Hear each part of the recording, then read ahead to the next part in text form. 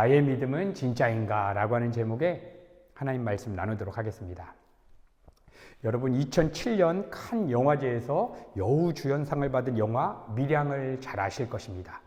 이 영화에는 충격적인 장면이 나오게 됩니다. 주인공 신혜는 아들을 유괴하여 살해한 범인을 만나기 위해서 교도소에 방문하게 되었습니다. 복수심에 정말 불타서 찾아간 그 자리에서 그녀는 범인으로부터 믿을 수 없는 정말 충격적인 메시지를 듣게 됩니다. 범인이 이렇게 얘기하는 것입니다. 나는 이미 예수님을 믿고 죄 사함을 받았다. 그래서 나는 이제 구원을 받았고 천국에 갈 확신이 있다. 이렇게 태연하게 이야기하는 것입니다. 여러분, 이 장면은 단순한 영화 속의 이야기가 아닙니다. 실제로 이것은 오늘날 한국교회 안에 침투한 잘못된 구원론의 실제의 모습, 그러한 어두운 모습을 보여주고 있는 장면입니다. 여러분, 초대교회 시절 때부터 지금 이 시대까지 이단 사상은 다양한 모습으로 둔갑해서 교회 공동체를 미혹하고 파괴하는 악행을 저지르고 있습니다. 특별히 오늘날 정통 기독교 교회 안에 거짓 복음을 섞어서 순수한 복음에다 거짓 복음을 이렇게 한 스푼 섞어서 사람들을 미혹하는 이러한 이단 공격이 강력하게 펼쳐지고 있습니다. 사도 바울이 갈라디아에서 경고했듯이 적은 누룩이 온 덩어리를 퍼지게 하는 것처럼 작은 거짓 교리 하나가 전체 신앙을 다 오염시키고 교회 공동체를 파괴하는 그러한 악행을 자행하고 있는 것입니다. 여러분, 구원파라고 얘기를 많이 들었을 것입니다. 구원파는 말 그대로 구원 부분을 굉장히 강조하는 단체입니다. 물론 구원은 우리 성도가 아무리 강조해도 지나치지 않을 만큼 너무나 소중한 진리입니다. 그러나 구원파가 주장하는 구원은 우리 정통 기독교에서 가르치는 구원의 내용과는 왜곡된 내용입니다. 구원파적인 구원론을 가진 사람들이 보여주는 사고방식은 영화 밀양에 나타나오는 그러한 장면과 유사합니다. 나는 몇 월 며칠 날 어떤 수련회에서 어떤 집회에서 예수님을 믿기로 나는 결단했으니 그날 나는 구원을 받았습니다. 그러므로 앞으로 내가 구원받은 이후에 어떠한 죄를 범해도 나는 천국에 갈 확신이 있습니다. 왜냐? 예수님께서 나의 과거의 죄부터 미래의 모든 죄를 다 지불해 주셨기 때문입니다. 여러분, 이것이 바로 구원파 사람들이 하나님의 백성들을 미혹하는 방식입니다. 그들은 구원의 한 면만을 집중하여서 한순간 어떠한 결단과 한 번의 영접 기도를 통해서 구원 부분에 대해서 굉장히 축소시키는 것입니다.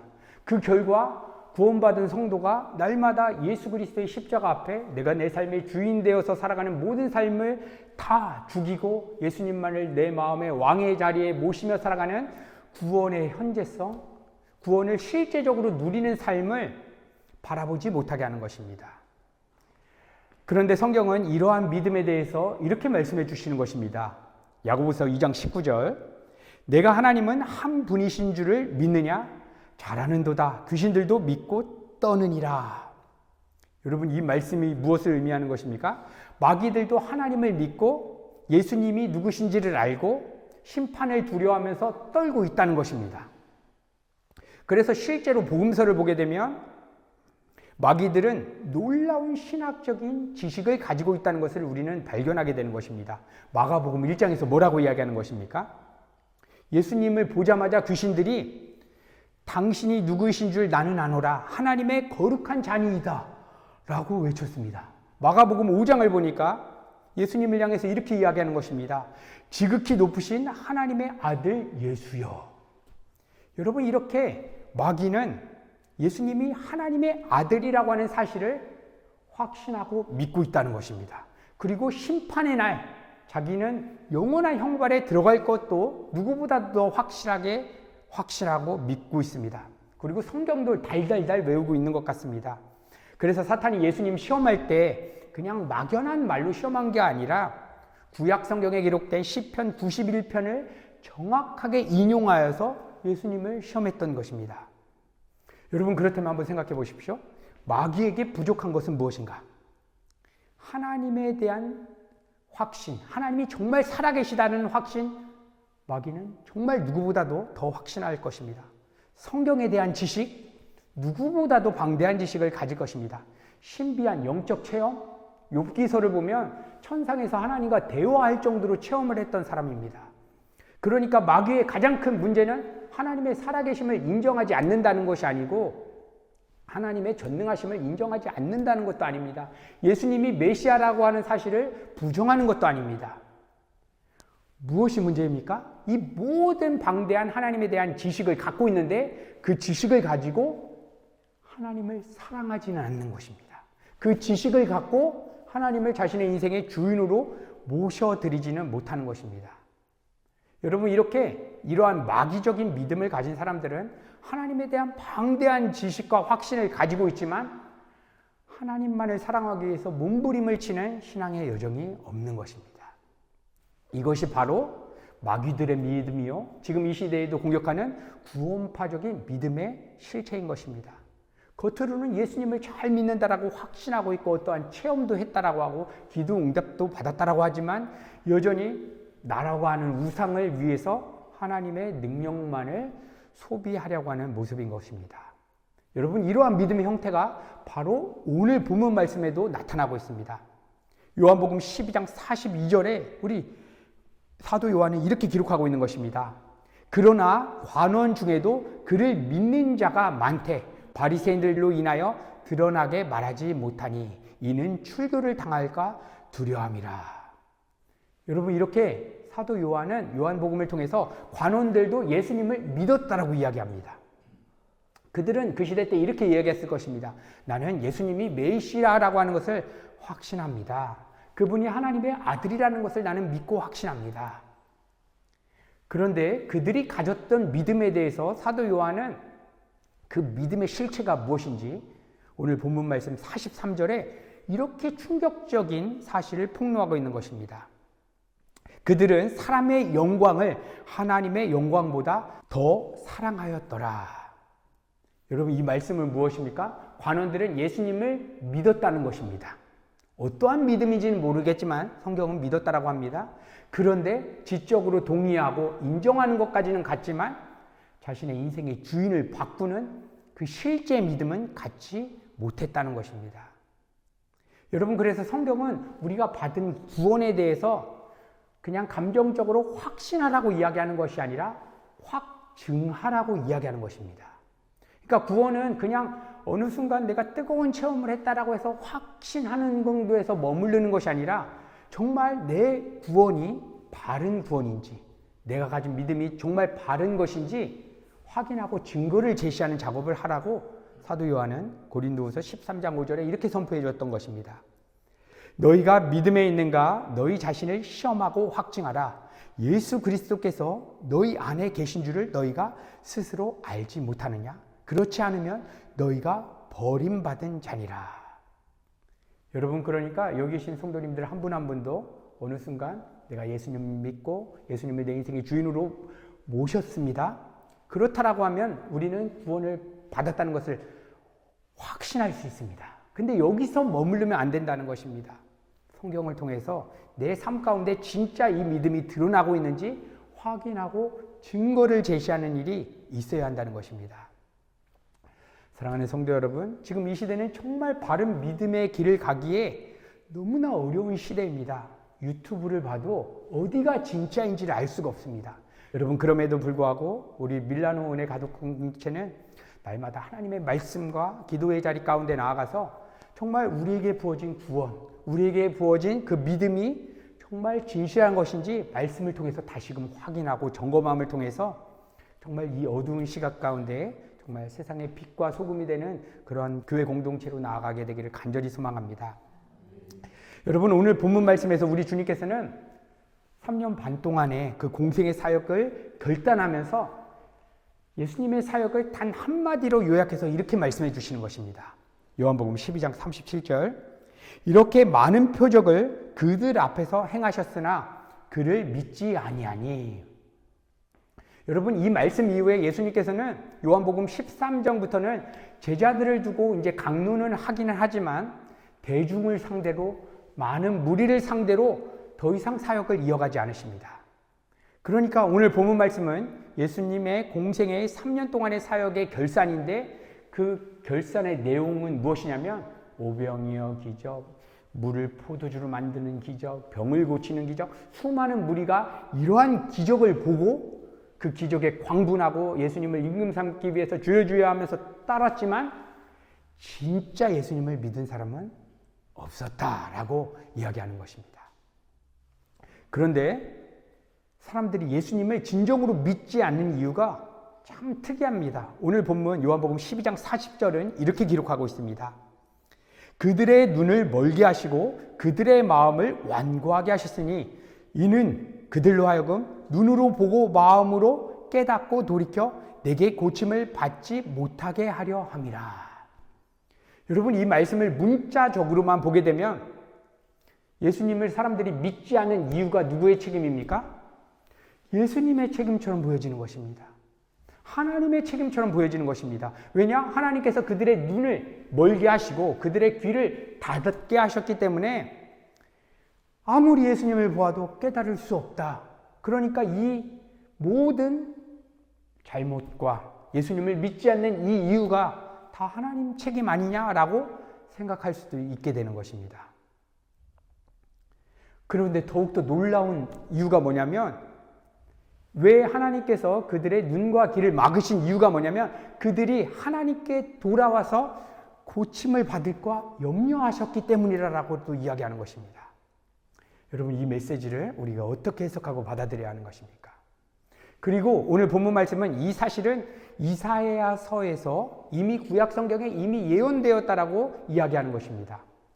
여호와께서 이르시되 가서 이 백성들에게 이르기를 너희가 듣기는 들어도 깨닫지 못할 것이요 보기는 보아도 알지 못하리라 하여 이 백성의 마음을 둔하게 하며 그 귀가 막히고 눈이 감기게 하라. 염려컨대 그들이 눈으로 보고 귀로 듣고 마음으로 깨닫고 다시 돌아와서 고침을 받을까 하노라.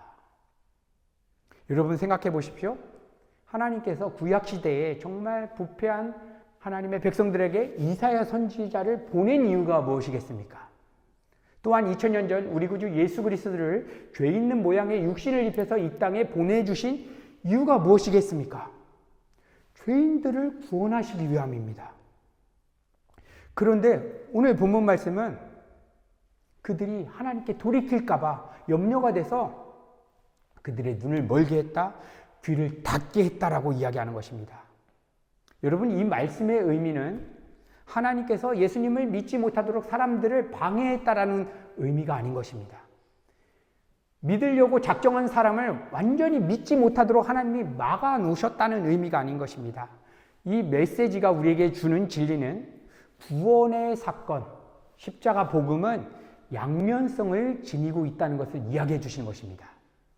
구원을 갈망하고 구원을 소망하는 자들에게는 구원의 사건이 하나님의 사랑과 은총을 접하게 되는 놀라운 사건이 되지만 구원을 거부하는 사람에게는 똑같은 구원의 사건인데 그 사람의 눈을 멀게 하고 귀를 닫게 하는 그러한 사건이 된다는 것입니다. 그러니까 분명 어떤 사람에게 구원은 축복된 소식인데 어떤 사람에게는 저주의 소식으로 경험하게 되는 사건이 된다는 것입니다. 여러분, 그렇다면 어떤 사람에게 구원이 축복이 되고 어떤 사람에게는 구원이 심판이 되는 것입니까? 오늘 본문 말씀은 예수님을 믿는다고 하지만 영적으로 완전히 차단된 상태로 들어간 관원들의 모습을 통해서 그 명확한 기준을 보여주는 것입니다.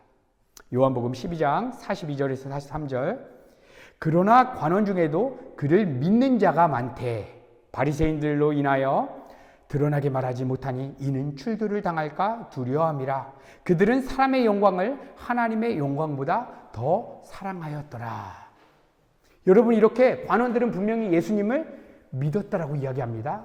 그런데 바리새인들이 두려워서 그 시대 공동체로부터 출교가 두려워서 예수님을 믿는다라고 하는 신앙을 드러내지 못했다는 것입니다. 그런데 그 이유를 성경은 그들이 하나님의 영광보다 사람의 영광을 더 사랑했기 때문이라고 이야기해 주시는 것입니다. 여러분, 요한복음 말씀을 우리가 읽다 보면 믿는다라고 하는 말을 사도 요한은 자주 사용합니다. 그런데 이 믿는다라고 하는 내용은 굉장히 다양하게 기술되고 있습니다. 예수님을 믿었다고 하지만 곧바로 예수님을 돌로 치려고 하는 무리들도 있었습니다. 예수님을 믿는다고 하였지만 예수님의 말씀을 듣다가 떠나가서 다시는 예수님과 함께하지 않는 사람도 있다라고 성경은 기록합니다. 또한 오늘 관원들도 예수님을 믿었다고 하지만 뭐라고 이야기하는 것입니까? 하나님의 영광보다 사람의 영광을 더 사랑하였다라고 기록하고 있습니다. 그러니까 요한복음에서 말하는 믿음, 관원들이 가진 믿음, 무리들이 가졌던 믿음은 예수님을 자신의 인생의 주인으로 모시는 믿음이 아니라 그냥 머리로 지적으로 하나님에 대한 지식에 대해서 동의하고 그저 옳다고 인정하는 정도? 다시 말하면 구원파 사람들처럼 나는 몇 월 며칠 날 예수님 믿기로 내가 결단했으니까 나는 천국에 갈 확신이 있다라고 가지고 있는 믿음과 동일할 것입니다. 여러분, 이것을 통해서 보여주는 것이 무엇이냐면 지금 이 시대에도 하나님을 믿는다고 하는 수많은 사람들이 있는데 그 중에서도 진짜 믿음이 있고 거짓 믿음을 가진 사람이 있다는 것을 보여주는 것입니다. 여러분, 저는 청소년기 시절 수많은 친구들과 우리 선배 형님들과 또 후배 동생들과 수많은 집회에 참여했고 수많은 부흥회에 가서 열심히 있는 기도와 찬양을 드리면서 눈물을 흘리면서 기도했습니다. 저와 같이 눈물을 흘리면서 열심히 신앙생활했던 그 지체들의 80%는 지금 기독교 신앙을 버리고 세상으로 떠나갔습니다. 분명 청소년기 시절 저와 함께 뜨겁게 눈물을 흘리며 정말 하나님께 인생을 다 드리겠다라고 같은 고백을 했습니다. 그런데 왜 신앙을 버리는 것입니까? 오늘 말씀에 의하면 하나님을 믿는다고 했지만 진짜 믿음이 아니었다는 것입니다. 자신의 믿음이 진짜인지 확인하고 증거를 제시하는 삶은 없이 그냥 한순간 뜨거운 체험에서 확신하고 끝내버렸다는 것입니다. 그래서 사도 요한은 요한복음 2장에서 많은 사람들이 예수님을 믿었으나 예수님은 그들에게 자신을 의탁하지 않았다라고 기술하고 있는 것입니다.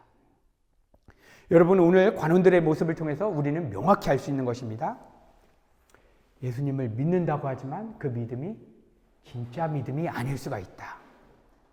진짜 믿음이 아닌 사람에게는 구원의 사건은 축복이 아니라 저주로 빠져들게 된다는 것입니다. 구원이 오히려 그 사람들의 눈을 멀게 하고 마음을 둔감하게 만든다는 것입니다. 여러분, 구원파 신앙을 가진 사람을 한번 생각해 보십시오. 몇 월 며칠 나는 예수님을 믿기로 결단하고 예수님을 믿었다는 확신을 가지고 있습니다. 이 확신을 가지고 있는데 이 확실히 진짜인지를 확인하는 작업, 확증하는 작업이 없기 때문에 이 사람은 죽을 때까지 이 작업이 없이는 맹신하다가 영원한 사망으로 가는 것입니다. 여러분, 하나님의 영광보다 오늘 관원들은 사람의 영광을 더 사랑했다라고 이야기하는 것입니다. 하나님의 영광은 어디에서 계시가 되었냐면 2000년 전 이 땅에 오신 예수 그리스도의 십자가에서 온전히 하나님의 영광이 계시되었습니다. 하나님의 영광에는 두 가지 속성이 크게 구분지어지는데 하나의 속성은 공의의 속성입니다. 죄에 대해서만큼은 반드시 심판해야 되시는 하나님의 공의의 성품. 또 하나의 성품이 있습니다. 은혜의 성품이 있습니다. 사랑의 성품이 있습니다. 죄인된 자를 용서해 주시는 은혜인 것입니다. 아무런 자격과 조건이 없는 자를 사랑해야 됩니다. 이 섞일 수 없는 하나님의 공의의 성품과 하나님의 은혜의 성품이 이 시간과 공간 세계 가운데 뻥 하면서 펼쳐진 사건이 예수 그리스도의 십자가 사건인 것입니다. 우리가 받아야 될 그 죄값을 예수님이 대신 받아주심으로 하나님의 공의의 성품이 드러났습니다. 또한 아무런 자격 없는 우리에게 구원의 은혜가 임했습니다. 이곳에서 하나님의 은혜의 성품이 드러났습니다. 그래서 섞일 수 없는 하나님의 두 성품이 가시적으로 이 역사 가운데 펼쳐진 것이 예수 그리스도의 십자가입니다. 그래서 십자가를 통해서 하나님의 영광을 우리가 바라보게 되고 누리게 되는 것입니다. 그러니까 하나님의 영광을 사랑한다는 것은 쉽게 적용하면 십자가를 우리가 우리의 삶에 적용하면서 살아가는 것입니다. 하나님보다 이 세상을 사랑하는 나는 2000년 전 예수와 함께 나는 죽은 자이다라고 하는 믿음을 갖고 이제 내 마음과 뜻과 힘을 다해서 나는 하나님만을 사랑하겠습니다라고 고백하면서 살아가는 삶, 이것이 하나님의 영광을 추구하는 삶인 것입니다. 그래서 우리 주님께서는 자신을 빛이라고 오늘 본문 말씀 가운데 말씀하시면서 진정한 믿음의 삶은 무엇인지를 확실하게 보여주고 있는 것입니다. 요한복음 12장 46절, 나는 빛으로 세상에 왔나니 무릇 나를 믿는 자로 어두움에 거하지 않게 하려 함이로다. 여러분, 요한복음을 보면 예수님은 자기 자신에 대해서 어떻게 묘사하냐면 나는 빛이다, 나는 세상을 밝히러 온 빛이다 라고 여러 번 말씀해 주셨습니다. 여러분, 빛이 왜 필요한 것입니까? 어두움이라는 것이 있기 때문에 빛이 필요한 것입니다. 여러분, 선악과를 따먹고 태어나는 모든 인류는 우리의 내면 안에 어두움이 있습니다. 어두움이 무엇이냐면 내가 내 삶의 주인 되어서 내 삶을 바라보는 상태, 이것이 어두움입니다. 이때 빛이 비춰져야지만 비로소 내 삶의 의미와 내 인생에 대해서 우리가 알 수 있습니다. 그런데 우리 안에는 여전히 선악과를 먹은 죄의 본성이 있기 때문에 하나님의 밝은 빛이 차단되는 것입니다. 그래서 우리가 십자가를 우리의 삶에 적용하지 않으면 하나님의 밝은 이해와 하나님의 생각과 하나님의 계획을 우리가 이해할 수가 없는 것입니다. 예를 들어서 지금 우리의 삶에 재정의 문제나 건강의 문제, 정말 답이 보이지 않는 인생의 문제가 주어졌다고 생각해 보십시오. 선악과를 따먹은 우리 죄의 본성은 무조건 이러한 일이 일어나면 이것은 나쁜 거다라고 판단하고 그냥 지나가는 것입니다. 그리고 하나님을 믿는다라고 하는 종교인들, 거짓 믿음을 가진 사람들은 이 상태로부터 하나님을 주인 하면서 찾는 것입니다. 여러분, 이 상태에서 아무리 하나님의 이름을 부르고 예수님을 향하여 주여 주여 해도 하나님의 생각과 하나님의 계획은 그 사람의 내면 가운데 들어올 수가 없는 것입니다. 왜냐하면 먼저 재정 문제, 사업 문제, 인생 문제가 내가 나쁘다라고 판단한 그 주인 자리, 그 판단 자리에 그 사람이 앉아 있기 때문입니다. 하나님의 생각과 하나님의 밝은 빛이 우리 가운데 비춰져야지만 우리의 인생에 대한 정말 믿음의 시각이 열릴 것인데, 여전히 내가 내 삶의 판단 자리에 앉아있던 상태에서는 이게 정말 내가 마셔야 할 물인지 썩은 물인지 알 수가 없는 것입니다. 여러분, 그래서 예수님께서는 내가 빛이라고 이야기한 것은 예수님을 통해서만 하나님의 생각과 하나님의 계획을 우리가 느낄 수 있는 그러한 길이 되기 때문입니다. 그래서 우리 성도의 인생 가운데에서 정말 이 문제에 대해서 내가 어떠한 결단을 해야 될까? 어떠한 결정을 해야 될까? 가장 먼저 해야 되는 것은 내 생각으로 이것이 좋은 것이다, 나쁜 것이다 라고 하는 그러한 판단 기준을 먼저 내려놓는 것입니다. 하나님, 재정 문제가 일어났지만 내 생각에는 이게 나쁘다라고 그냥 마음속에서부터 인정이 되지만 하나님은 이 재정 문제를 통해서 선한 길을 이루실 것을 내가 믿음으로 바라봅니다. 하나님, 이것이 나쁘다라고 판단하는 내 마음이 예수 그리스도와 함께 죽기를 원합니다. 또한 내 어려워진 인생 문제가 해결돼야지만 기쁠 것이다, 이것만이 좋을 것이다 라고 생각되는 내 판단도 다 내려놓습니다.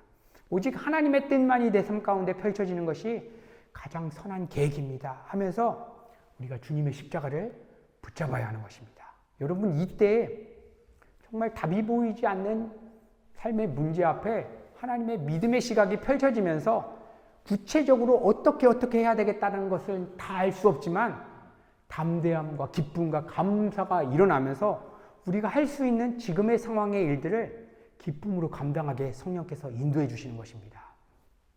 사랑하는 성도 여러분, 이제 2025년 한 해를 마무리하는 12월이 다가왔습니다. 한 해가 어떻게 이렇게 빨리 갔는지 너무나 시간이 빨리 간 것 같습니다. 작년 12월에 포유전주일째 끝나고 또 신년에 우리 성도님들과 함께 나눌 그 1년의 그 말씀들 액자에다 껴서 준비하는 작업을 했던 것 같은데 벌써 그 작업을 해야 하는 12월이 다가왔습니다. 여러분, 이 한 해를 마무리하면서 우리가 신앙적으로 하나님 앞에서 다시금 점검해야 되는 것이 있다면 내가 정말 진짜 믿음을 소유하고 있고 이 믿음을 정말 내 삶 가운데 드러내는 삶을 살아가고 있는가? 이것을 한번 점검해 보는 것입니다. 우리가 아무리 새해를 멋지게 준비하고 2026년 앞으로 한 해 동안 내 인생을 내가 어떻게 설계할 것이다, 아무리 멋지게 계획을 해도 바른 믿음 안에서 주어지는 그 하나님의 생각과 하나님의 계획을 우리가 느끼지 못한다면 그 인생 2026년은 헛된 인생이 되고 마는 것입니다. 그래서 시편 기자는 시편 127편에서 이렇게 고백했던 것입니다. 여호와께서 집을 세우지 아니하시면 세우는 자의 수고가 헛되며 여호와께서 성을 지키지 아니하시면 파수꾼의 깨어 있음이 헛되도다. 여러분, 우리는 하나님을 진정으로 믿기 전에는 내 가정, 내 재정, 내 인간관계, 내 미래, 이것의 주인이 바로 나였습니다. 그런데 하나님을 진짜 내 인생의 주인으로 모셔드리는 순간 내 재정, 내 건강, 내 미래, 내 모든 것이 하나님의 것으로 바뀌어지게 됩니다. 여러분, 그러면 이론적으로 한번 생각해 보십시오. 우리의 삶에 주어지는 수많은 인생 문제 앞에서 이 문제에 대해서 누가 걱정하고 염려해야 되는 것입니까? 주인이 해야 되는 것입니다. 그런데 한 해를 돌아봤을 때 내가 내 삶에 대해서 내가 걱정하고 내가 염려하고 내가 스트레스를 갖고 살았다라고 하면 오늘은 우리 이 말씀 가운데서 다시금 하나님, 내 믿음이 정말 바른 믿음에서 이탈한 적이 너무나 많았던 것 같은데 하나님, 다시금 바른 믿음의 길 갈 수 있도록 하나님 인도하여 주시옵소서. 그래서 새해에는 내가 겪게 되는 수많은 인생 문제에 대해서 하나님이 생각하고 하나님이 판단하실 수 있도록 날마다 내 마음의 주인의 자리를 하나님으로 올려드리는 인생 될 수 있도록 하나님 도와주시옵소서. 여러분, 우리가 이렇게 기도하며 하나님 앞에 나아가게 될 때에 하나님의 창조적인 지혜가 우리의 삶을 가장 복되고 아름다운 길로 인도해 가실 것입니다.